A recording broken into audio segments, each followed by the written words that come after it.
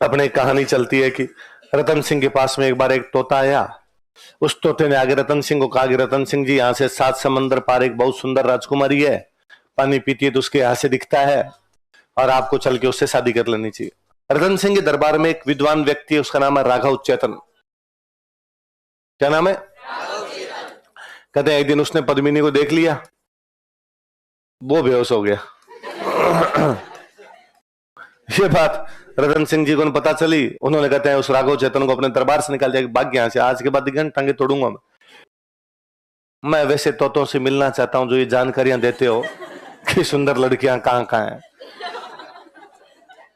मतलब एक तोते ने आके बताया और राजा जी ने, और कोई काम ही नहीं था राजा जी ने कहा पहले ये कर लेता हूं मैं काम।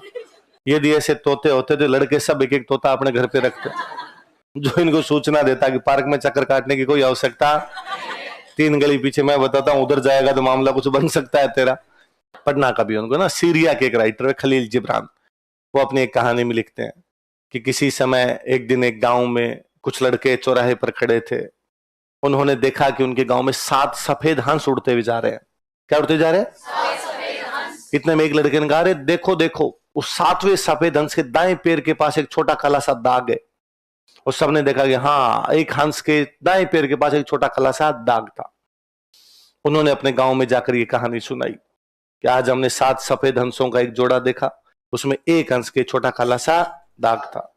आज भी उसी गांव में वही कहानी सुनाई जाती है कि किसी समय हमारे गांव में 7 काले हंस थे। क्योंकि आज के 2 साल बाद में जब मेंस लिखना होता है तो आदमी भूल भी जाता है कि कहां क्या क्या पढ़ा था, फिर उसको ले दे के कहानियां ही याद रहती है। फिर वो लिखता है पद्मिनी बहुत सुंदर थी इसलिए आक्रमण किया था। हालांकि केवल सुंदरता के लिए नहीं, बाकी भी कारण होते हैं, पर सुंदरता तो सुंदरता ही होती है। सुंदरता के लिए आक्रमण आज भी हो जाते हैं, पहले भी इस प्रकार के आक्रमण होते थे। हालांकि राजा के दूसरे कारणों से भी करता। अब दूसरा कारण याद आपके एक ही नहीं आएगा, पर फिर भी सुंदरता तो मुख्य कारण मानना ही पड़ेगा हमें। ले दे के से 5 लाइनें कंप्लीट। मध्यकाल के अंदर सबसे बड़ी परेशानी यह आई, इन आक्रमणकारियों ने जब भी कहीं पर कब्जा किया सबसे पहले महिलाएं उठाई, सबसे पहले बच्चों को उठाया, और महिलाओं के साथ रेप करना, महिलाओं को ले जाके बेच देना, ये बड़ी कॉमन चीज हुई। इसलिए अब एक बड़ा वो हुआ कि जब 8000 आदमी बाहर लड़ते हुए मारे जाएंगे, राजा का पूरा परिवार, राजा के भाई बंधु लड़ते हुए मारे जाएंगे, ये किले पे कब्जा करेंगे, किले पे कब्जा करेंगे तो महिलाओं को उठाएंगे। तो महिलाओं ने ये कहा कि कोई दूसरा आदमी हमारे टच भी करे हाथ, हमारा पूरा परिवार तो वैसे ही मर रहा है, पुरुष तो सारे वैसे ही मर रहे हैं, तो क्यों ना हम भी अपनी जान दे दे। उनका वो जो एक तरीका था उसको हम बोलते हैं जोहर। अगला राजा लिखो, रतन सिंह।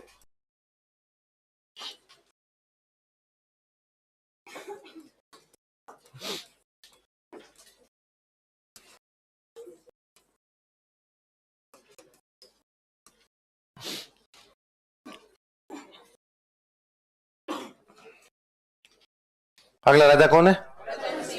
अब देखो, हमने तेज सिंह पढ़ा। तेज सिंह कब से कब तक पढ़ा है? 1250 से 1273। अगला राजा हम पढ़ रहे हैं रतन सिंह, कब से कब तक?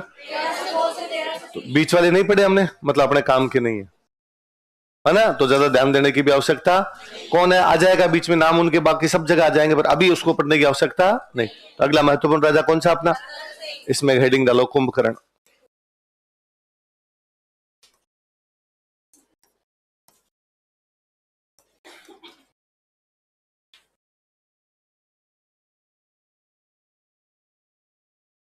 लिखो, यह रतन सिंह का छोटा भाई था। He was younger brother of Ratan Singh. यह रतन सिंह का छोटा भाई था। He was younger brother of Ratan Singh.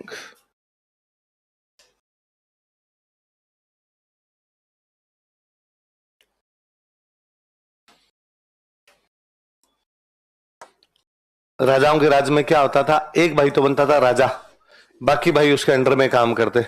ये बाकी भाई कहलाते सामंत। क्या कहलाते? मेवाड़ में जो राजा बनता है नाम के आगे टाइटल लगा था रावल। क्या लगा था? इन सब के नाम के आगे रावल लगा हुआ है। बापा रावल, आलू रावल, रावल जैतर सिंह, रावल तेज सिंह, रावल समर सिंह, रावल रतन सिंह, सबके नाम के आगे रावल है। बाकी भाई जो सामंत बनते थे उनके अलग अलग टाइटल होते। तो जैसे एक टाइटल हुआ करता था राणा। क्या होता? जो बाकी भाई होते नाम क्या क्या लगा लेते? राणा। तो मतलब रतन सिंह तो बनेगा रावल, और कुंभकर्ण नाम क्या क्या लगाएगा? राणा।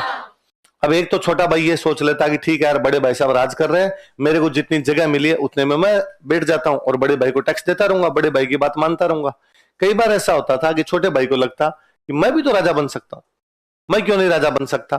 बस मेरे मेरे बड़े भाई में इतना ही अंतर है कि बड़े भाई से पहले पैदा हो गए थे, इसलिए बड़े हैं, इसलिए वो राजा बनेंगे, मैं राजा नहीं बनूंगा। तो एक तरीका तो ये, बड़े भाई को हटा दो और बड़े भाई को हटा के आप राजा बन जाओ। कई बार बंदा सोचता है कि बड़ा भाई बैठा है, कोई दिक्कत नहीं, अपने तो पड़ोसी का राज्य जीतते यहां पर राजा बन जाते हैं। ये तो सकता है नया राज्य स्थापित करते हैं। और सपूत वही होता है जो पिता की संपत्ति नहीं बल्कि अलग से अपना साम्राज्य खड़ा कर ले। लीक लीक तो सब चले, लीक ही चले कपूत, तीन लोग उल्टे चले शायर सिंह सपूत। पहले से बनाई हुई लाइन पे चले तब तो क्या ही चला, अपनी लाइनें खुद बनाए वो सपूत है। तो कुंभकर्ण जाता है नेपाल।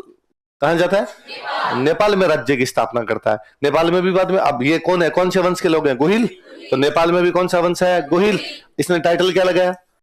तो वो ब्रांच होगी राणा ब्रांच। कौन सी होगी? तो आपने मेवाड़ वाली ब्रांच थी रावल और नेपाल वाली ब्रांच कौन सी होगी? राणा। तो वो नेपाल में राणा ब्रांच की स्थापना कौन करता है? देखो, इसने नेपाल में गोहिल वंश की राणा शाखा का शासन स्थापित किया था। He established rule of Rana branch of Gohil dynasty in Nepal. इसने नेपाल में गोहिल वंश की राणा शाखा का शासन स्थापित किया था। He established rule of Rana branch of Gohil dynasty in Nepal. पहले लिख, नेपाल में गोहिल वंश की राणा शाखा का शासन स्थापित किया था। He established rule of Rana branch of Gohil dynasty in Nepal. Nepal में गोहिल वंश की राणा शाखा का शासन स्थापित किया था। Established rule of Rana branch of Gohil dynasty in Nepal. बोल। तो कैसे होगा? वंशानुगति होगा। हाँ, तो और जमीन के टुकड़े देगा, उनको अलग अलग बांटेगा। पहले वाला यदि सामंत बिना बैठे के मर गया तो उसकी छीन लेगा, उसने विद्रोह किया तो छीन लेगा, नया राज्य जीतेगा वहां से जमीन और लेगा। तो नेपाल में कौन सा वंश आया? गोहिल। कौन सा वंश है? गोहिल। गोहिल वंश की कौन सी ब्रांच? भारत में राजा महाराजा कब समाप्त हो गए? राजाओं का राज कब समाप्त हो गया? भारत 1947, 1947 इंडिपेंडेंस आई, राजा महाराजाओं का राज समाप्त। नेपाल में समाप्त हुआ 2008। कब समाप्त हुआ? 2008 तक नेपाल के अंदर राजाओं का राज था। और अभी 6 महीने पहले वहां पे जैन जी ने क्रांति की, तो वापस उनकी मांग थी राजा का राज लाओ। तो राजा की फोटो लेके घूम रहे थे ना, पृथ्वी नारायण शाह उनके एक राजा हुए थे बड़े, तो उनकी फोटो लेके घूम रहे थे। और बाद में नेपाल के जो सेना प्रमुख ने एक बयान जारी किया था तो उसमें पीछे राजा की फोटो लगा रखी थी। तो उधर वाला वो चल ही रहा है अभी तक, उनके सिस्टम पूरा, मतलब लोकतंत्र ढंग से आ नहीं पाया। तो उनके जो लास्ट राजा थे उनका नाम था राणा ज्ञानेंद्र। क्या नाम था? तो नाम के आगे क्या लगा हुआ? अच्छा, ये लोग कहां से गए थे? राजस्थान से गए। अब होता क्या, जैसे मान लो अपने चाचा जी है, अपने गांव रहते हैं, चाचा जी बेंगलोर जाके शिफ्ट हो जाते हैं, होता है ना, बिजनेस करने के लिए चले गए और चले गए, वहां चले गए तो बाद में शादी ब्याह वहीं थोड़ी करते हैं, वापस गांव आते हैं ना। शादी ब्याह तो रिश्तेदारी में होंगे, या ये है कि वहीं कन्नड़ लड़की से शादियां करनी शुरू हो गई, ज्यादातर मामलों में नहीं होता। अब नेपाल वाले कब गए होंगे? देखो रतन सिंह के टाइम में गए, मतलब 1300 के आसपास, अब चल रहा है 2000, मतलब 700 साल, तो अभी रिश्तेदारियां राजस्थान में। तो जब 2008 में वहां राजा का पद समाप्त किया गया था, लोकतंत्र जब डेमोक्रेसी वहां पर आई थी, तब इस प्रकार की कई जगह बातें थी कि शायद राजा को पकड़ के वहां की जनता मार भी सकती है। और दुनिया में कई जगह ऐसा हुआ है कि जहां पे राजतंत्र समाप्त हुआ, वहां राजा को क्या कर दिया गया? मार दिया। रूस में मार दिया था, कई जगह और मार दिया राजाओं को। तो ऐसा हो सकता है। तो एक दिन अखबार की खबर थी कि यदि नेपाल के राणा ज्ञानेंद्र को यह लगा कि उनको नेपाल में कोई खतरा है, तो वे सिक्कर में शरण लेंगे। कहां लेंगे? लगता है सिक्कर, मतलब नेपाल के राजा को शरण लेनी पड़े तो न्यूयॉर्क और पेरिस में ले ले, लंदन चला जाए। भारत ही आना हो यदि अगले को, तो दिल्ली आए, बॉम्बे आए, कलकत्ता है। राजस्थान भी आना हो तो जयपुर है, उदयपुर है। ठेठ जयपुर से चोमू रिंगस क्रॉस करके सिक्कर क्या लाएगा वहां पे? फिर अखबार के आगे की लाइन थी कि राणा ज्ञानेंद्र के राजकुमार है पारस। क्या नाम है? उनकी शादी सिक्कर की राजकुमारी के साथ हुई है, हिमानी। किसके साथ हुई है? तो कोई आदमी संकट की घड़ी में, दुख के क्षणों में तो कहां आएगा? रिश्तेदारों के पास। रिश्तेदार यही थे। और अभी जो जनजी वाली क्रांति हुई थी, उसमें बड़ा रोल हिमानी का है। हाँ, तो भाई वो पीछे जो मास्टरमाइंड है, पीछे सब कुछ उसमें राजतंत्र के सहयोगी लोग हैं।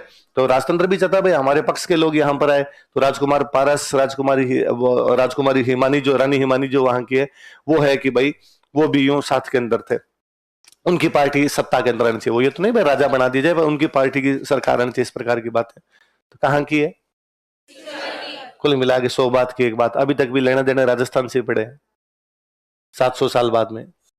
जब कोरोना चल रहा था ना, कोरोना, अपने सब घरों के अंदर बंद थे, कोई मंदिर भी नहीं जा रहा था। इस दिन अखबार में फोटो थी, राणा ज्ञानेंद्र अपनी पत्नी सहित कुंभ मेले में पहुंचे। माघ के महीने में कुंभ वाला स्नान तो होता ही है, हर बार होता है, 12 साल में तो बड़ा कुंभ आ जाता है, महाकुंभ आ जाता है, पर हर बार ही होता है। तो कुंभ के मेले में डुबकी लगा रहे थे, इसका मतलब संस्कृति भी वही, दूसरे देश में जाके संस्कृति भी चेंज। वैसे नेपाल अपना जुड़वा भाई तो है, बाउंड्री उनकी अलग होगी, अपने अलग होगी, बाकी तो एक ही बात है सारी की सारी।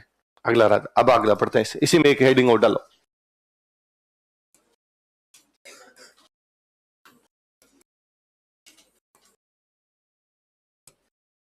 लिखो पद्मिनी।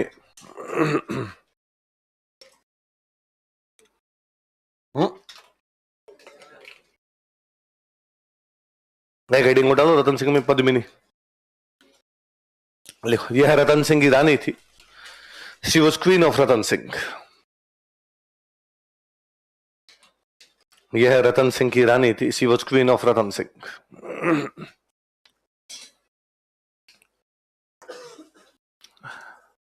किताबों में ऐसा लिखा हुआ है कि सिंहल द्वीप की राजकुमारी थी। कहां की राजकुमारी थी?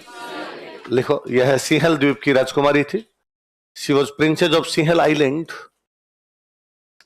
यह सिंहल द्वीप की राजकुमारी थी, she was princess of Sinhal island.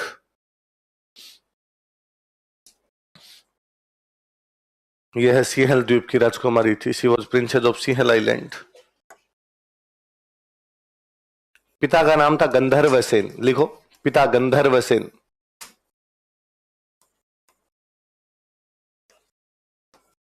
माता का नाम था चंपावती।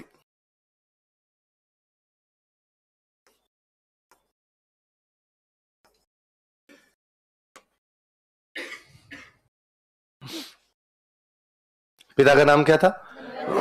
गंधर्व सेन। माता का नाम क्या था? किसके पिता माता है? पद्मिनी, जो कि कहां की राजकुमारी, जो कि किसकी रानी है? किसकी रानी है? अपने एक कहानी चलती है कि रतन सिंह के पास में एक बार एक तोता आया। उस तोते ने आगे रतन सिंह को कहा कि रतन सिंह जी, यहाँ से 7 समंदर पार एक बहुत सुंदर राजकुमारी है, पानी पीती है तो उसके यहाँ से दिखता है, और आपको चल के उससे शादी कर लेनी चाहिए। रतन सिंह जी सिंहल द्वीप गए। हमारे इतिहासकार ये मानते हैं कि सिंहल द्वीप मतलब श्रीलंका। सिंहल द्वीप मतलब श्रीलंका में एक जाति है सिंहली। कौन सी जाति है? तो सिंहली जाति के जो लोग हैं वो क्या कहलाते, उनका देश क्या कहलाया? सिंहल कहलाया। तो वहां गए, वहां जाके 7 साल तक तो इधर उधर घूमते रहे। राजा के महल में जाने का या पद्मिनी से मिलने का उनको कोई मौका नहीं मिला। 7 वर्ष तक जोगी का भेष धारण करके वहां पर घूमते रहे। बाद में एक दिन श्रीलंका के राजा ने, सिंहल द्वीप के राजा ने उनको देखा और पूछा कि यार, इस युवा उम्र में तुम सन्यासी कौन कैसे बन गए, कौन हो तुम? और कहा, मैं मेवाड़ का राजा रतन सिंह हूँ, आपकी राजकुमारी से विवाह के लिए आया था, राजकुमारी से मिलने का मौका नहीं मिल पा रहा, मैं यहाँ पे सन्यासी बन के घूम रहा हूँ। श्रीलंका के राजा को या सिंहल द्वीप के राजा को ये बात पता चली। उन्होंने कहा, अरे मेरे लिए सौभाग्य की बात है कि मेवाड़ के राजा खुद आए। उन्होंने अपनी राजकुमारी की शादी रतन सिंह के साथ कर दी। रतन सिंह जी पद्मिनी को लेकर मेवाड़ आकर हंसी खुशी अपना जीवन व्यतीत कर रहे थे।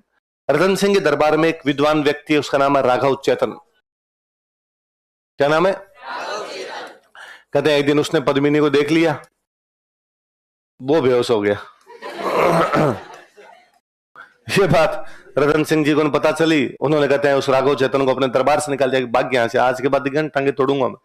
तो बड़ी बेइज्जती हुई उस आदमी की। वो जब यहाँ से निकला तो उसको लगा कि यार बेइज्जती का बदला कैसे लिया जाए। तो दुश्मन का दुश्मन हमेशा दोस्त होता है। मेवाड़ वालों की दिल्ली से नहीं बनती। मेवाड़ वालों की इल्तुतमिश, नासिरुद्दीन महमूद, बलबन लगातार यहाँ से हार हार के जा रहे थे। इस बार दिल्ली का जो राजा था उसका नाम था अलाउद्दीन खिलजी। कौन था? और कहते हैं उसने अलाउद्दीन खिलजी को जाके बताया कि साहब इतनी एक सुंदर रानी है मेवाड़ के अंदर, और इस चक्कर में अलाउद्दीन खिलजी ने मेवाड़ पर क्या कर दिया था? अटैक। तो कौन बताता अलाउद्दीन खिलजी को? कौन बताता है? देखो, राघव चेतन ने अलाउद्दीन खिलजी को पद्मिनी की सुंदरता के बारे में बताया था। राघव चेतन told Alauddin Khilji about beauty of Padmini. Raghav चेतन ने अलाउद्दीन खिलजी को पद्मिनी की सुंदरता के बारे में बताया था। राघव चेतन told Alauddin Khilji about beauty of Padmini.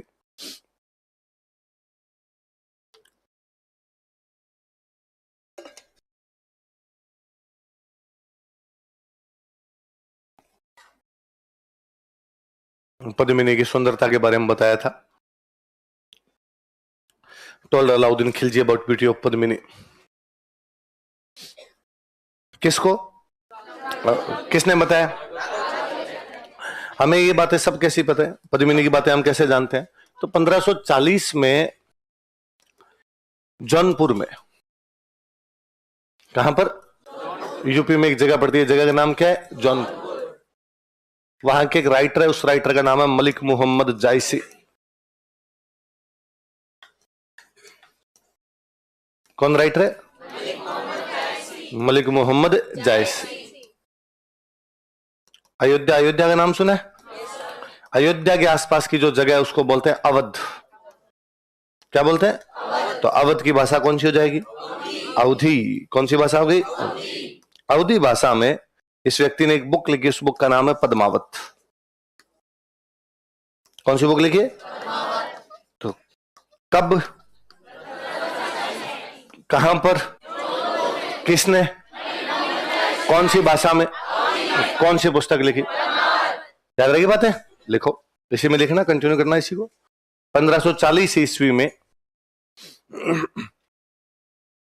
In 1540 AD, 1540 ईस्वी में, इन 1540 AD, मलिक मोहम्मद जायसी ने, ब्रैकेट में जौनपुर लिखना, मलिक मोहम्मद जायसी के, मलिक मोहम्मद जायसी ने, मलिक मोहम्मद जायसी, मलिक मोहम्मद जायसी ने, मलिक मोहम्मद जायसी, मलिक मोहम्मद जायसी ने, ब्रैकेट में क्या लिखोगे?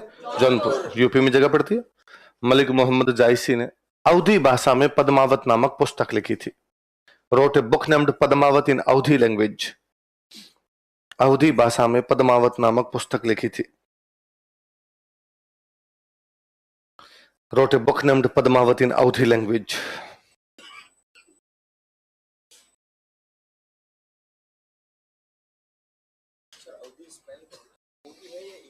जैसे लिखा वैसे लिख। अवधी भाषा में कौन सी पुस्तक लिखी थी? पद्मावत नाम की पुस्तक लिखी थी। कब लिखी गई? 1540 में। कौन सी भाषा में? अवधी भाषा। किसने लिखी? मलिक मोहम्मद जायसी। कहां का था? अच्छा, पद्मिनी वाली कहानी जो है वो है 1303 की। कब की है? लिख रहा है वो 1540 में, 250 साल बाद। 240 साल हो गए। 1300 की कहानी 1540 के अंदर लिख रहा हो। कहानी कहां की है? मेवाड़ की।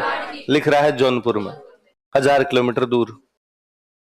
भाई हम बैठे हैं भारत के पश्चिम में, वो है भारत का पूर्व, आगे नेपाल शुरू होता है, उसके आगे बाद में। तो कहानी में गड़बड़ झाड़े हैं सारे, कोई सच्ची बात नहीं है उसमें। कहानी कहती है कि 7 साल तक रतन सिंह जोगी के भेष में श्रीलंका में घूमता रहा। रतन सिंह का कार्यकाल देखो, वो राजा कितने साल के लिए बना था? मैं वैसे तोतों से मिलना चाहता हूं जो ये जानकारियां देते हो कि सुंदर लड़कियां कहां कहां हैं। मतलब एक तोते ने आके बताया और राजा जी ने, और कोई काम ही नहीं था राजा जी का पहले ये कर लेता हूं मैं काम।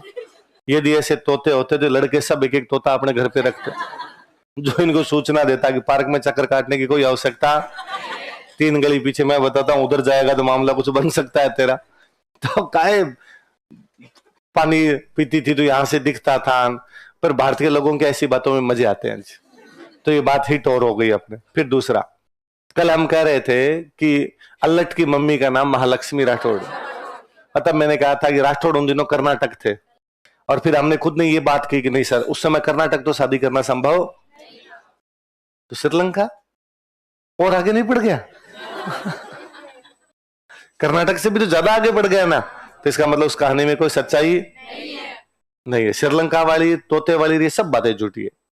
ज्यादा अच्छा ये है, अपने राजस्थान के जो सोर्स है वो ये कहते हैं कि पद्मिनी पुगल की थी। पद्मिनी कहां की थी? आपने पढ़ते हैं सोती सभ्यता का केंद्र है, तो बहुत पुराना है पुगल। और अपने दोहे हैं बाकायदा कि पुगल गडरी पद्मणि तू रानी सिर मोड़, जैसलमेर जलम लियो न परणी गढ़ चित्तौड़।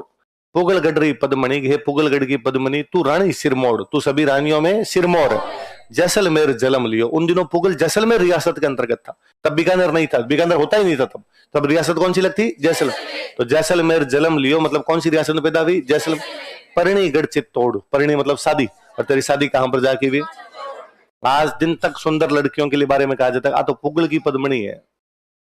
पुगल की मतलब सुंदरता की पहचान ही वो पुगल की पद्मणी बन गई। तो और अब ये भी सही लगता है कि चित्तौड़ से पुगल तो कोई शादी करने आ सकता है, तो भी मैं कहता हूं दूर है। उन दिनों में जब ट्रांसपोर्टेशन नहीं था, कम्युनिकेशन नहीं था, चित्तौड़ से पुगल आने में 6 महीने लगते। घोड़ों पे बैठ बैठ के आते, घोड़े थक जाते बेचारे, फिर रुकते, फिर चलते, फिर पूरा राजस्थान क्रॉस करना पड़ेगा। चित्तौड़ एकदम साउथ है, पुगल नॉर्थ है, पूरा का पूरा राजस्थान क्रॉस करोगे तब पुगल आएगा। और जब आपके पास ट्रांसपोर्टेशन नहीं है, पूरे कम्युनिकेशन ढंग से नहीं है, तो आने जाने में टाइम खा जाया करते थे, तो आने जाने के 6 महीने लगेंगे। पर ये फिर भी संभव है। श्रीलंका वाली कहानी में तो कोई लेना देना नहीं है, पर अपने जुड़ गई तब तक अपने पढ़ते हैं। दूसरा, अब हम कहते हैं उसके पिता का नाम गंधर्व सेन था, तो गंधर्व सेन श्रीलंका का राजा होना चाहिए 1300 के आसपास। उसे 100 साल पहले, उसके 100 साल बाद में भी गंधर्व सेन नाम का वहां कोई राजा नहीं है। इसका मतलब यही कि अपने कोई राजकुमार रही थी, कहानियों में बाद में जोड़ दी गई। और जब कई साल बाद में कहानियां लिखी जाती है, थोड़े नमक मिर्च लगी जाते हैं। मैंने आपको आप सुनाई कहानी, आप घर पे जाके अपने रूममेट को सुनाओगे ना, तो भी मेरे वाले में 2-4 बातें जोड़ दोगे। आप मेरे वाले में कह दोगे कि सर ने आज बताया था कि पद्मिनी भाई साहब हो। पूछो मत आप कितनी सुंदर थी, सर ने जो बताया रह आप, जबकि मैंने ऐसा कुछ ही नहीं किया, पर आप जोड़ जाओगे 2-4 लाइन अपनी तरफ से। एक खलील जिब्रान एक बहुत अच्छे राइटर है, क्या नाम है? पढ़ना कभी उनको ना, सीरिया के एक राइटर है खलील जिब्रान। वो अपनी एक कहानी में लिखते हैं कि किसी समय एक दिन एक गांव में कुछ लड़के चौराहे पर खड़े थे। उन्होंने देखा कि उनके गांव में 7 सफेद हंस उड़ते हुए जा रहे हैं। क्या उड़ते जा रहे हैं? इतने में एक लड़के ने कहा, अरे देखो देखो, उस 7वें सफेद हंस के दाएं पैर के पास एक छोटा काला सा दाग है। और सबने देखा कि हाँ, एक हंस के दाएं पैर के पास एक छोटा काला सा दाग था। उन्होंने अपने गांव में जाकर ये कहानी सुनाई कि आज हमने 7 सफेद हंसों का एक जोड़ा देखा, उसमें एक हंस के छोटा काला सा दाग था। आज भी उसी गांव में वही कहानी सुनाई जाती है कि किसी समय हमारे गांव में 7 काले हंस थे। 7, जिसने भी आगे कहानी सुनाई दाग मोटा कर दिया। उन्होंने इतना सा बताया था, भाई साहब ये लो, पूरा इस साइड का तो काला ही पड़ा था। फिर किसी ने कहा एक तो पूरा काला था। धीरे धीरे 7 ही क्या हो गए, तो धीरे धीरे कहानियां ऐसे बढ़ती है। वैसा अपने काम की बात वो है कि अलाउद्दीन खिलजी 1303 में चित्तौड़ पर अटैक करता है। कहां पर अटैक करता है? लाइन चेंज करके लिखो, पद्मिनी वाला किस्सा खत्म हुआ, लाइन चेंज करो, रतन सिंह में लिखना। देखो 1303 ईस्वी में 1303 एडी, 1303 ईस्वी में 1303 एडी दिल्ली के अलाउद्दीन खिलजी ने, अलाउद्दीन खिलजी ऑफ दिल्ली, दिल्ली के अलाउद्दीन खिलजी ने, अलाउद्दीन खिलजी ऑफ दिल्ली,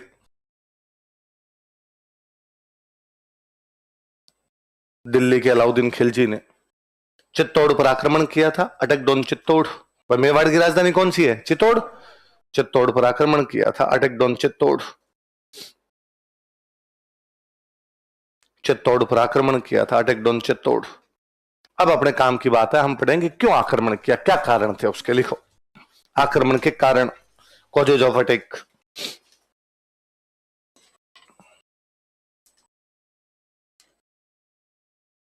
आक्रमण के कारण, causes of attack.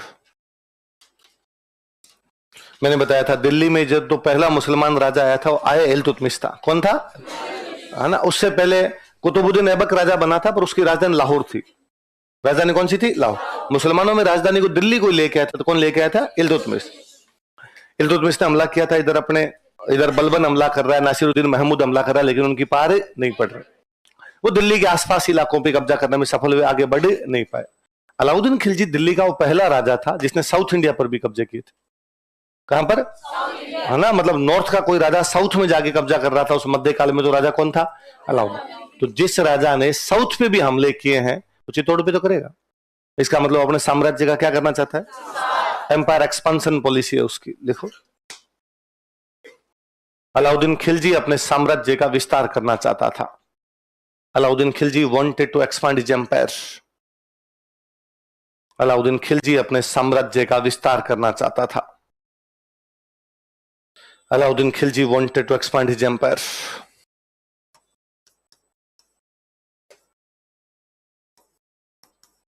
Wanted to expand his empire. अपने साम्राज्य का विस्तार करना चाहता। विस्तार तो समझते हो, बढ़ाना चाहता था, अपने राज्य का विस्तार करना चाहता, राज्य को बढ़ाना चाहता था, अपने साम्राज्य का विस्तार करना चाहता।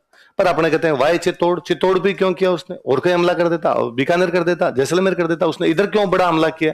कारण है जो मैंने आपको कल बताया था कि ये अपना चित्तौड़ या मेवाड़ मान लीजिए, यहां पर दिल्ली, इधर पड़ता है आपका गुजरात, इधर पड़ता है मालवा, और ये दोनों पैसे वाली जगह है। कारण कि गुजरात के पास में लगता है समुद्र, और जहां पे सी लगेगा, समुद्र लगेगा, ट्रेड ट्रेड बहुत अच्छा होगा। मालवा के अंदर फसलें बहुत अच्छी होती, काली मिट्टी है इसलिए फसलें बहुत अच्छी होती है वहां मालवा के अंदर। तो यहां पर यदि कोई कब्जा कर लेगा तो एग्रीकल्चर पे कब्जा, तो एग्रीकल्चर से टैक्स मिलेगा। यहां पे कोई कब्जा कर लेगा तो ट्रेड का क्या मिलेगा? टैक्स मिलेगा। अब दिल्ली से गुजरात और दिल्ली से मालवा जाने का रास्ता मेवाड़ होके जाता था, तो इसलिए वो चाहता है कि यदि मैं मेवाड़ पर कंट्रोल कर लूं तो ये दोनों मेरे कंट्रोल में आ जाएंगे। वरना क्या होता था, मान लो बंदा चला भी गया, गुजरात पे कब्जा कर लिया, गुजरात से दिल्ली बहुत दूर पड़ता है, तो अब वो यहाँ पे कब्जा करता है, यहां से टैक्स लेता और वापस यहां से वापस दिल्ली चला गया। तो अब वो ये इस राजा को कह के जाता कि आज के बाद में तू मेरे को टैक्स भेजेगा, चुपचाप टैक्स भेजते रहना। उसने कहा ठीक है। अब ये राजा एक बार तो टैक्स दे देता है, अगली बार उसने मना कर दिया, क्योंकि वो जानता है कि दिल्ली से गुजरात आना जल्दी से पॉसिबल, बार बार कोई राजा टैक्स लेने के लिए आएगा नहीं। तो थोड़े दिनों बाद अगले शक्तिशाली को मना कर दिया। अलाउद्दीन देखता है कि यदि मैं यहाँ बीच में बैठ जाऊं तो इन दोनों पे मैं क्या कर लूंगा? कंट्रोल। तो जो चित्तौड़ है वो दिल्ली से मालवा और दिल्ली से गुजरात का जो ट्रेड रूट जाता है, उस ट्रेड रूट के ऊपर था। अलाउद्दीन खिलजी इस ट्रेड रूट को कंट्रोल करना चाहता है। किसको कंट्रोल करना चाहता है? वो जो व्यापारिक मार्ग बना हुआ उसको क्या करना चाहता है? कंट्रोल। कौन से व्यापारिक मार्गों को? दिल्ली से मालवा, दिल्ली से गुजरात। और वो दोनों रास्ते किसके अंदर से होके जाते थे? मेवाड़ का। दो चित्तौड़ राजधानी मेवाड़ के अंदर से होके जाते थे। देखो, मेवाड़ दिल्ली से मालवा तथा दिल्ली से गुजरात के व्यापारिक मार्गों पर स्थित था। Mewar was located on trade routes from Delhi to Malwa and Delhi to Gujarat. Mewar Delhi से मालवा तथा दिल्ली से गुजरात के व्यापारिक मार्गों पर स्थित था। Mewar was located on trade routes from Delhi to Malwa and Delhi to Gujarat. Mewar Delhi से मालवा तथा दिल्ली से गुजरात के व्यापारिक मार्गों पर स्थित था। Mewar was located on trade routes from Delhi to Malwa and Delhi to Gujarat.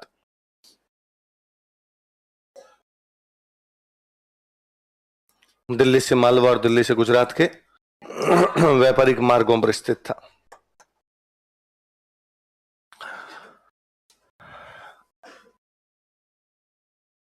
जिन दिनों अलाउद्दीन खिलजी दिल्ली में राज कर रहा था, उन दिनों अलाउद्दीन खिलजी के पर अटैक हो रहे थे मंगोलों के। किसके? मंगोलिया देश है, मंगोलिया के जो लोग उनको क्या बोल देंगे? मंगोल। उन दिनों मंगोल दिल्ली पर अटैक कर रहे थे। मंगोल अटैक कहां कर रहे हैं? दिल्ली। और दिल्ली की हालत थोड़ी खराब ही हो रही थी। अलाउद्दीन खिलजी की इनकी भी हालत कहीं ना कहीं खराब चल रही। अलाउद्दीन जैसे तैसे करके रोक रहा था मंगोलों को, पर उसे लगा कल को खुदा ना खास्ता मंगोल दिल्ली पर आ गए तो मेरे पास कोई जगह तो नहीं चाहिए जहां पे जाके बैठ सकूं।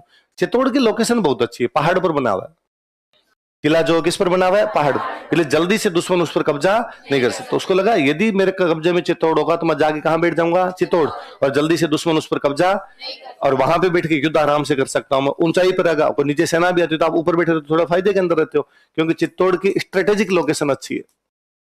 कैसी लोकेशन? बोलो, स्ट्रेटेजिक। कैसी लोकेशन? हम कितने सामान्य शब्द बोलते हैं कई बार कि यार इसकी स्ट्रेटेजी बनाओ, है ना, ये एग्जाम आएगा यार इसकी स्ट्रेटेजी मैंने बनाई कि नहीं बनाई, बोलते हैं। तो जहां पे बैठ के स्ट्रेटेजी बनाई जा सके वो कैसा हो जाएगा? आई बात समझ में? तो ये तो बड़ा सामान्य बोलते हैं, सामरिक हम नहीं बोलते शब्द। हम कब कहते हैं कि अरे थोड़े समर की तैयारी कर लूं, एग्जाम आने वाला, अरे इसका समर की तैयारी कर लूं क्या? जबकि ये वर्ड हम ज्यादा बोलते हैं। समर का मतलब होता है युद्ध। समर का मतलब क्या होता है? तो जहां बैठ के युद्ध की तैयारियां की जा सके वो कौन सा हो जाए? जहां बैठ के स्ट्रेटेजी बनाई जा सके वो क्या हो जाए? सुन दो, चित्तौड़ के किले का कैसी इंपॉर्टेंस है? वहां बैठ के आप युद्ध की तैयारियां कर सकते हो। ऊंचा किला है, जल्दी से दुश्मन उस पर कब्जा। देखो, चित्तौड़ के किले का सामरिक महत्व था। Chittor fort had strategic importance. Chittor के किले का सामरिक महत्व था। कैसे था समझ जाओगे ना? Chittor fort had strategic importance.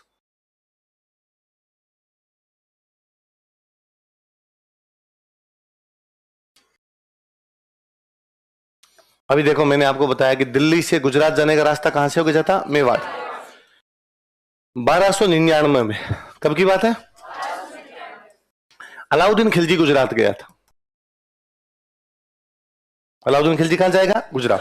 Alauddin Khilji Gujarat जाएगा तो रास्ता तो राजस्थान के अंदर से होके जाएगा, मेवाड़ के अंदर से होके जाएगा।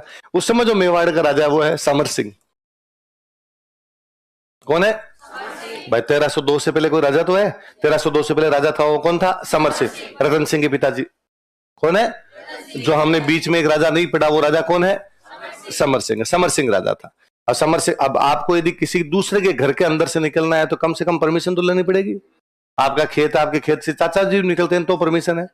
आप जब एसटीएम बन जाओगे तब आप देखोगे गांव की ज्यादातर लड़ाइयां इसी बात की कि हमारे खेत के अंदर से रास्ता नहीं देंगे, और सारी लड़ाइयां भाइयों भाइयों की है। सारी सारी खेत के रास्ते को लेकर लड़ाइयां खूब सारी, क्योंकि आपको परमिशन लेनी पड़ेगी। तो अलाउद्दीन खिलजी किससे परमिशन लेगा? उसने समर सिंह को कहा कि मुझे गुजरात जाना है, तो गुजरात जाने के लिए परमिशन दे। उसने कहा अच्छा, ऐसे कोई नाथी का बड़ा थोड़ी है जो मुंह उठा के आएगा इधर से चला जाएगा, नहीं जाने दूंगा मैं। अलाउद्दीन ने कहा यार मैं तो गुजरात जाऊंगा, तुम्हें तो कोई नुकसान नहीं पहुंचा रहा, सीधा सीधा गुजरात जाऊंगा, सीधा सीधा चला जाऊंगा। तो समर सिंह ने कहा ठीक है चला जा, पर हम टैक्स लेंगे। क्या लेंगे? आने जाने का तरह से क्या लेंगे? टैक्स। अलाउद्दीन का बड़ा ईगो हर्ट हुआ। अलाउद्दीन ने कहा यार स्टाफ, मैं राजा तू राजा, इतना टोल टैक्स तो माफ किया जाए यार। उसने कहा नहीं नहीं हम टैक्स लेंगे। अलाउद्दीन ने कहा देख लेना, फिर मैं वापस आऊंगा तब तेरे जी में वो कर लेना, टैक्स देके जा। तो अलाउद्दीन बेचारा जब गुजरात गया था, मेवाड़ वालों को क्या देके गया था? मेवाड़ के कौन से राजा को? अलाउद्दीन तो क्या पता इस बात को भूल भी जाता, पर अड़ोसी पड़ोसी भूलने नहीं देते जी। अलाउद्दीन वापस चला गया, दिल्ली चला गया। अब अलाउद्दीन कभी कहता है मैं हिंदुस्तान का सबसे बड़ा राजा हूं, और आगे जो 3-4 बैठे रहते मुंह के हाथ लगा लगा के कौन याद दे कैसी भोली भोली बातें कर रहा है। अलाउद्दीन पूछा किस बात की हंसी आ रही है तुम्हें? अरे नहीं पुरानी बात याद आ गई थी। नहीं बताओ कौन सी पुरानी बात है? नहीं नहीं नहीं भाई हमारी बात थी। नहीं बतानी पड़ेगी, वो टोल टैक्स होता ना। तो अलाउद्दीन के बेचारे की बेइज्जती हो रही थी। आता जाता गली का बच्चा उसको पूछ लेता हो टोल टैक्स है। देखो गुजरात आक्रमण के दौरान, ड्यूरिंग गुजरात अटैक, अगला कारण लिखना, गुजरात आक्रमण के दौरान, ड्यूरिंग गुजरात अटैक,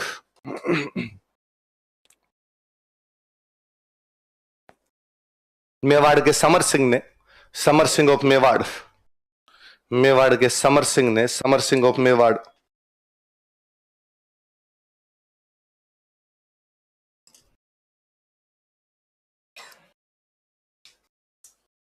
मेवाड़ के समर सिंह ने अलाउद्दीन खिलजी से कर वसूला था। Collected tax from Alauddin Khilji, Alauddin Khilji से कर वसूला था। Collected tax from Alauddin Khilji.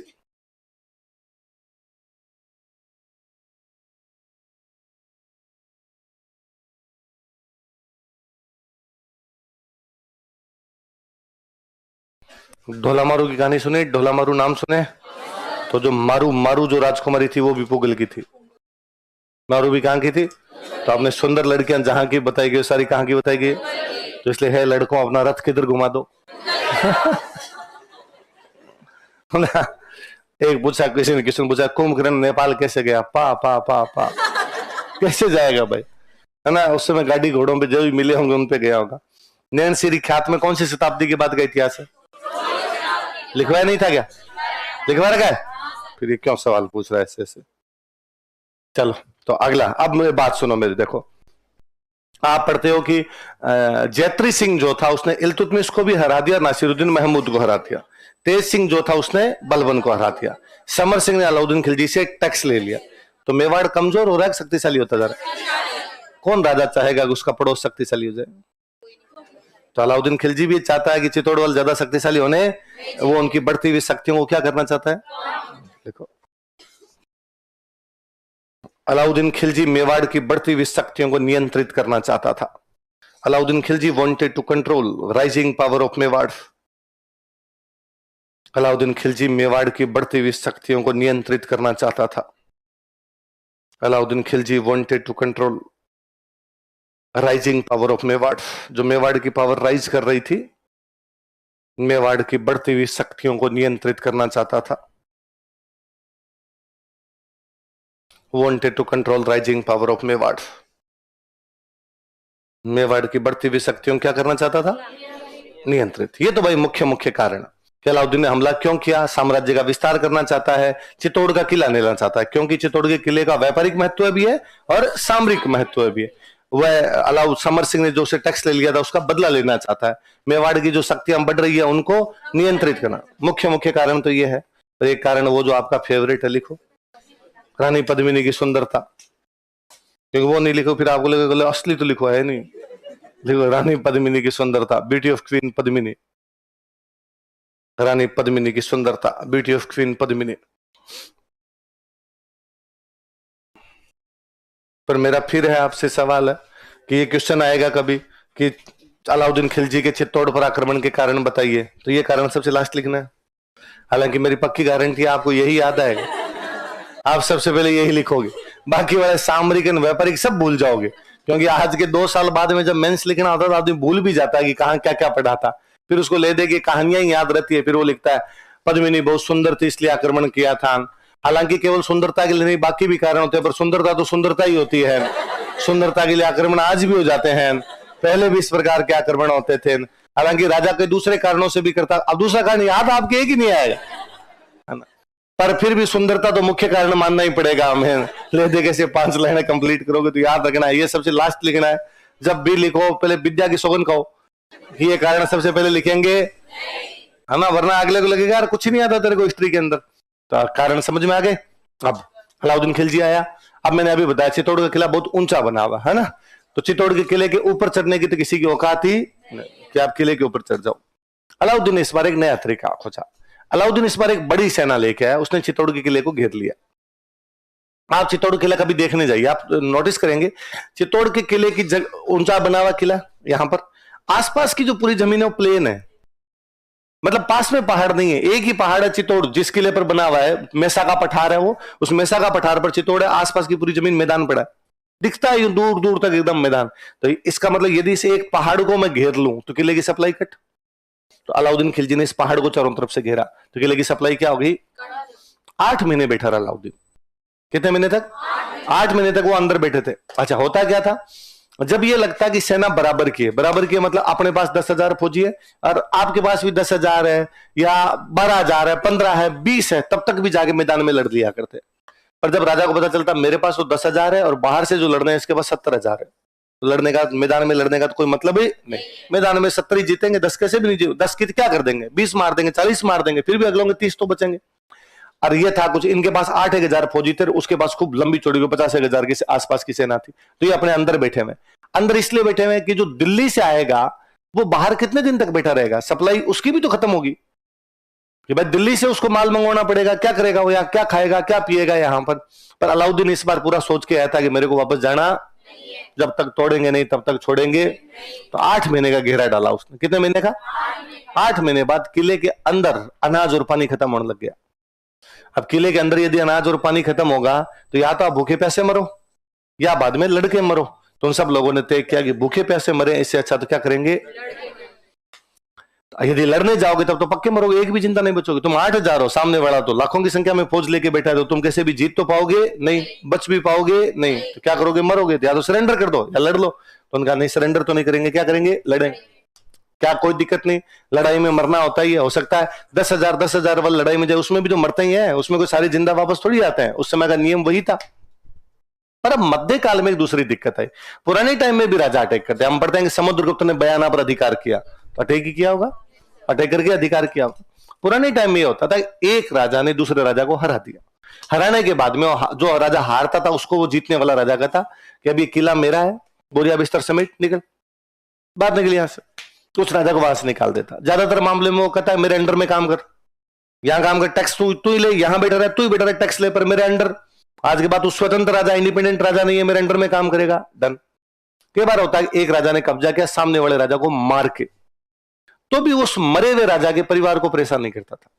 उसकी रानी को, उसके बच्चों को जमीन वमीन दे के कहता यहां से निकलो, वो जमीन दे दी तुम्हें, 2 खेत दे दिए, हमारा थोड़ा बहुत टुकड़ा देकर उनको भेज दिया करता। जमीन नहीं भी देता तो उनको निकलने की जगह देता, ताकि वो अपने रिश्तेदारों के पास जहां उनको जाना है वो चले जाए। कम से कम महिलाओं बच्चों के साथ किसी प्रकार का मिसबिहेव करते, बड़ा नियम था। अपवाद सब जगह, एक्सेप्शन सब जगह। मध्य काल के अंदर सबसे बड़ी परेशानी ये आई, इन आक्रमणकारियों ने जब भी कहीं पर कब्जा किया सबसे पहले महिलाएं उठाई, सबसे पहले बच्चों को उठाया, और महिलाओं के साथ रेप करना, महिलाओं को ले जाके बेच देना, ये बड़ी कॉमन चीज हुई। इसलिए अब एक बड़ा वो हुआ कि जब 8,000 आदमी बाहर लड़ते हुए मारे जाएंगे, राजा का पूरा परिवार, राजा के भाई बंधु लड़ते हुए मारे जाएंगे, ये किले पे कब्जा करेंगे, किले पे कब्जा करेंगे तो महिलाओं को उठाएंगे। तो महिलाओं ने ये कहा कि कोई दूसरा आदमी हमारे टच भी करे हाथ, हमारा पूरा परिवार तो वैसे ही मर रहा है, पुरुष तो सारे वैसे ही मर रहे हैं, तो क्यों ना हम भी अपनी जान दे दे। उनका वो जो तरीका था उसको हम बोलते हैं जोहर। क्या बोलते हैं? अब ऐसी जो लड़ाइयां जिनमें फिक्स था कि अपने जीतेंगे तो नहीं, फिर भी लड़ते थे, उन लड़ाइयों को बोलते हैं साका। उन लड़ाइयों क्या बोलते हैं? साका बोलते हैं। साके में दो चीजें होती, पहले जो साका करने से पहले महिलाएं जो हुआ करती थी वो सारी अग्नि में जलती। किस में जलती? उसको बोलते जोहर। क्या बोलते हैं? जोहर करने से पहले रानियां बाकायदा श्रृंगार करती, दान दिया करती। हम पढ़ते हैं कि क्रमावती का पुर ताम्रपत्र कहता है कि उसने जोहर से पहले दान दिए थे, पढ़ा था। और अब वो महिलाएं जोहर कर लेती, फिर सारे पुरुष केसरिया कपड़ा पहन के निकलते। कैसे कपड़े पहन के? केसरिया वीरता का प्रतीक है, केसरिया बांध दिया। अब इसका मतलब ये वही है कि करो या मरो, उसी तरह का। और उनको पक्का पता था एक भी जिंदा नहीं आएगा, सब मरेंगे। पर अब उनका एक लक्ष्य होता था कि दुश्मन को कितना नुकसान पहुंचा सकते हैं। अपने तो 8,000 मरेंगे, इनके 12 मारे, 15 मारे, 16 मारे, जितना अधिकतम नुकसान हो सकता है उतना नुकसान पहुंचाया जाए। ऐसा ही सोचता आदमी जब उसको लगता है मैं मरूंगा। मैं कहता हूं आप यदि अकेले और सामने से 5 आदमी आ जाए और आपको लगेगी कि आप तो पक्के मरोगे, तो आपका पहले बार दिमाग में आएगा कि इनमें से 2 पतले कौन है, उनको साइड में लूं। और आपके पास हथियार नहीं तो आप देखो कि दांतों से खा जाऊं, बट के भर लूं, पर इन 2-4 को लेके मरूंगा। आदमी ऐसा ही सोचता है। तो महिलाएं क्या करती थी? जोहर। पुरुष क्या करते? केसरिया। इसको मिला के क्या बोलते? इस 1303 में अलाउद्दीन खिलजी वाले हमले में चित्तौड़ का पहला साका होता है। चित्तौड़ का देखो, लाइन चेंज करके नीचे लिखना। कारण हो गए 1303 ईस्वी में, इन 1303 एडी, 1303 ईस्वी में, इन 1303 एडी चित्तौड़ का पहला साका हुआ। First saka of Chittor was happened. Chittor का पहला साका हुआ, first saka of Chittor was happened.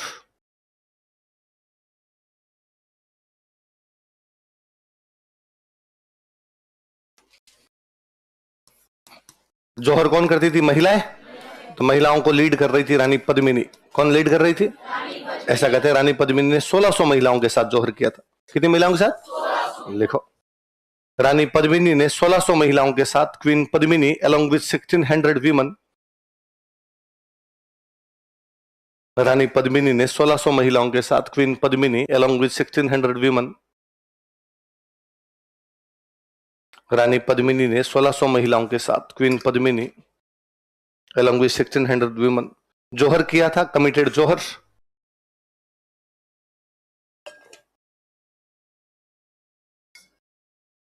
जोहर किया था, कमिटेड जोहर। पुरुष क्या करते थे? तो पुरुषों को लीड कौन करेगा? राजा। राजा कौन है? रतन सिंह। लाइन चेंज कर लिखो। रतन सिंह के नेतृत्व में केसरिया किया गया। Kesariya took place under leadership of Ratan Singh. Ratan Singh के नेतृत्व में केसरिया किया गया। Kesariya took place under leadership of Ratan Singh. Ratan Singh के नेतृत्व में केसरिया किया गया। Kesariya took place under leadership of Ratan Singh. Ratan Singh नेतृत्व में क्या किया गया? अब राजा गया तो राजा के साथ सेनापति भी गए होंगे। तो राजा के 2 बेहतरीन सेनापति थे, गोरा और बादल। क्या क्या नाम थे? लिखो, रतन सिंह के सेनापति, कमांडर्स ऑफ रतन सिंह।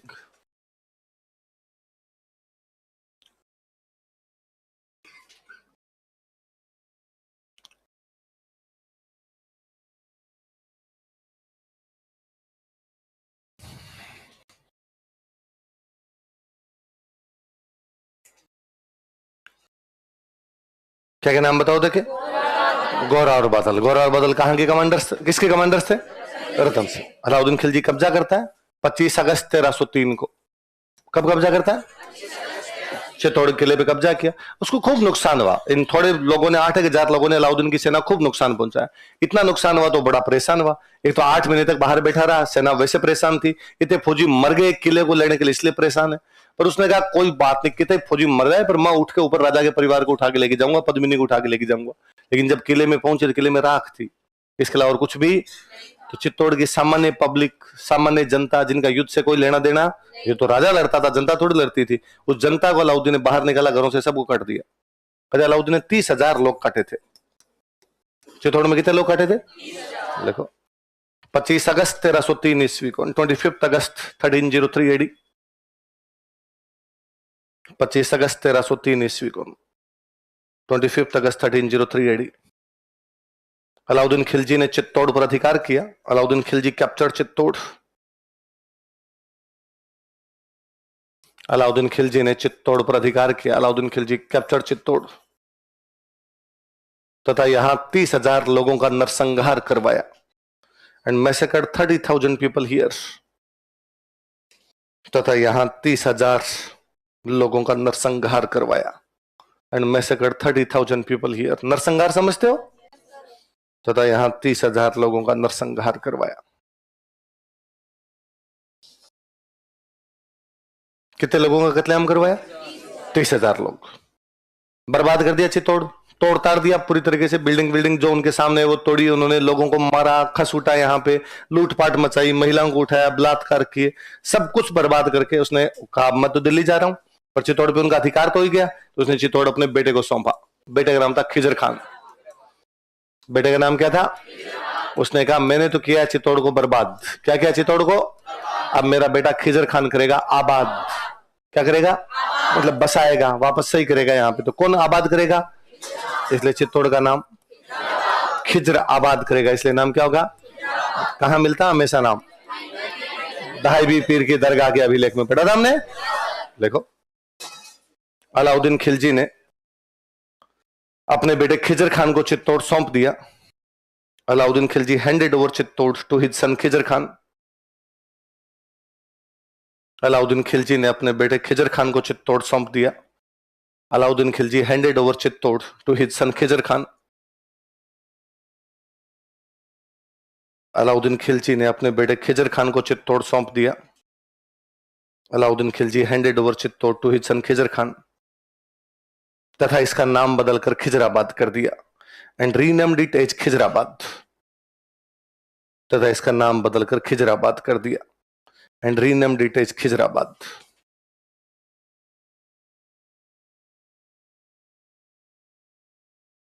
नाम बदलकर क्या कर दिया? तो अब चित्तौड़ के अंदर कौन रहता है? खिजर खान। चित्तौड़ के किले के पास से एक नदी निकलती है गंभीरी। कौन सी नदी है?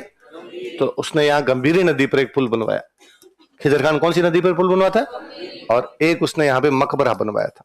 मुसलमानों में किसी की डेथ होती है उसको दफनाते तो उसके ऊपर मकान बनाते, उन मकानों को क्या बोलते हैं? मकबरे। खिजर खान जब रहता था तो उसके परिवार में कोई यहाँ मरता है तो उसकी याद में क्या बनाया गया था? मकबर। ताजमहल मकबरा ही तो है।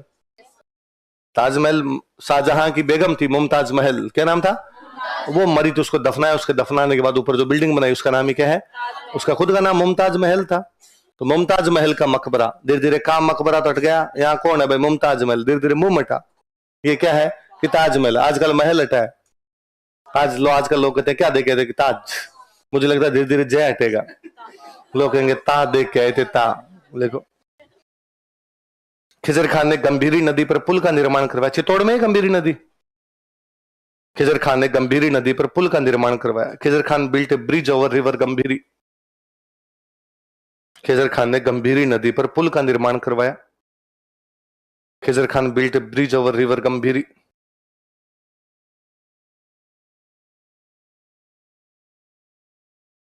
खिजर खान ने गंभीरी नदी पर पुल का निर्माण करवाया।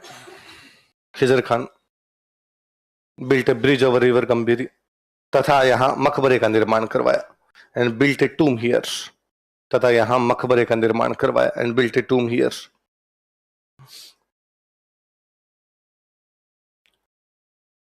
तथा यहां किसका निर्माण करवाया? मकबरे का।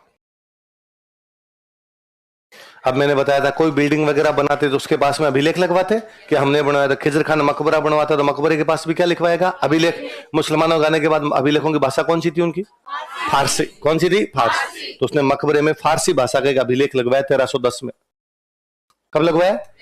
इसका मतलब मकबरा 1310 के आसपास बना है। इसका मतलब 1310 तक खिजर खान चित्तौड़ है। 1303 में उसको छोड़ के गया, 1310 आ गया। खिजर खान कहां पर बैठा है?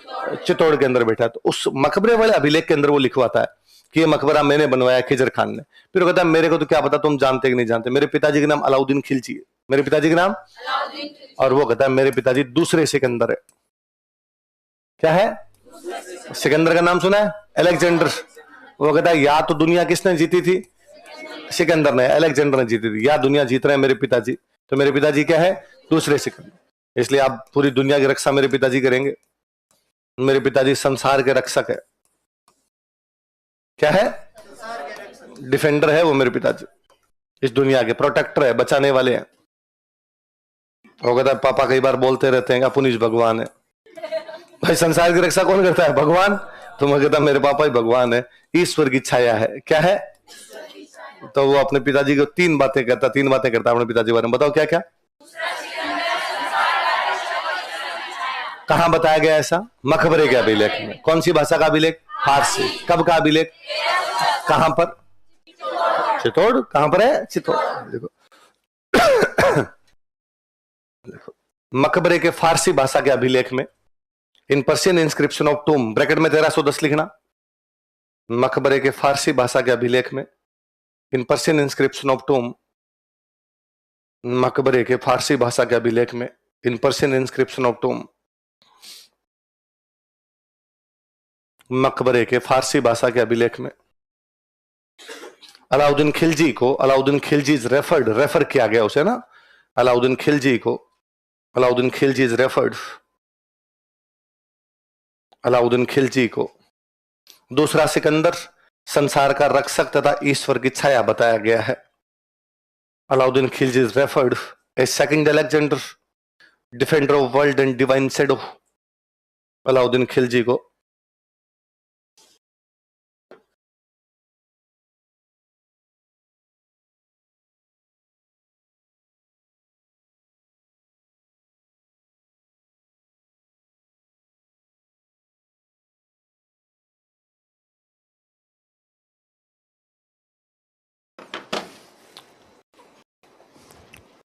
अलाउद्दीन खिलजी को दूसरा सिकंदर, संसार का रक्षक तथा ईश्वर की छाया बताया गया है।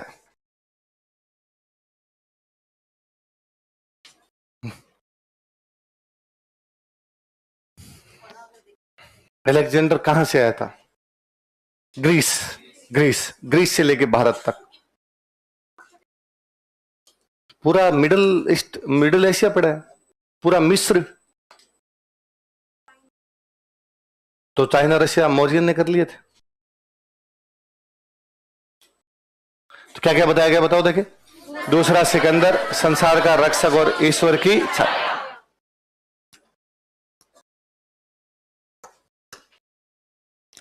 चलो थोड़े दिन तो ये 1311 तक तो लगभग ये रहा। 1311 के आसपास में अलाउद्दीन खिलजी ने जालोर जीत लिया था। क्या जीत लिया, जालोर।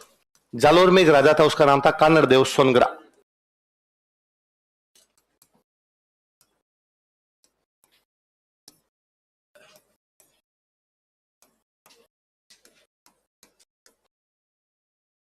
एक राजा, उसका नाम क्या है, कानड़ देव सोनग्रा। ये लड़ता जालोर में, लड़ता हुआ मारा जाता है। तो अलाउद्दीन खिलजी ने इसके भाई को गिरफ्तार कर लिया था। इसे भाई का नाम था मालदेव सोनग्रा।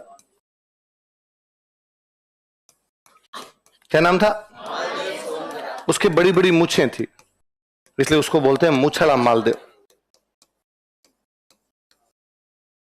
क्या बोलते हैं,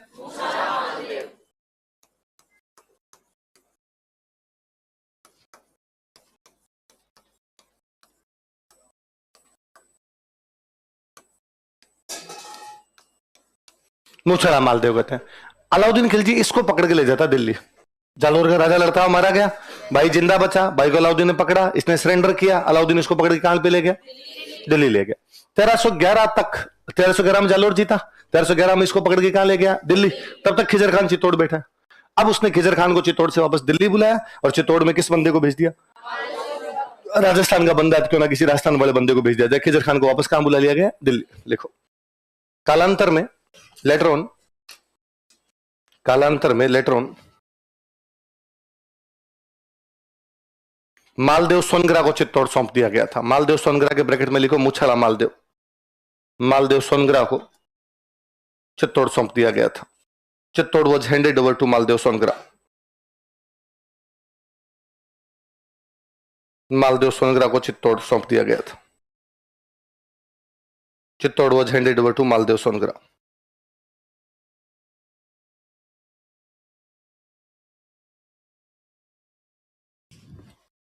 मालदेव सोनग्रा को चित्तौड़ सौंप दिया गया था।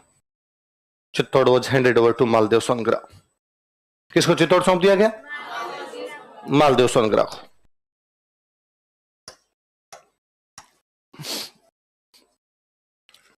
अब अगला राजा लिखो। अच्छा, एक लाइन और लिख लो। ये लिखो, मालदेव सोनग्रा के बारे में नीचे एक लाइन और लिखो। यह जालोर के कानड़देव सोनग्रा का छोटा भाई था। He was younger brother of Kanhaddev Songra Jalore. यह जालोर के कानड़देव सोनग्रा का छोटा भाई था। He was younger brother of Kanhaddev Songra Jalore.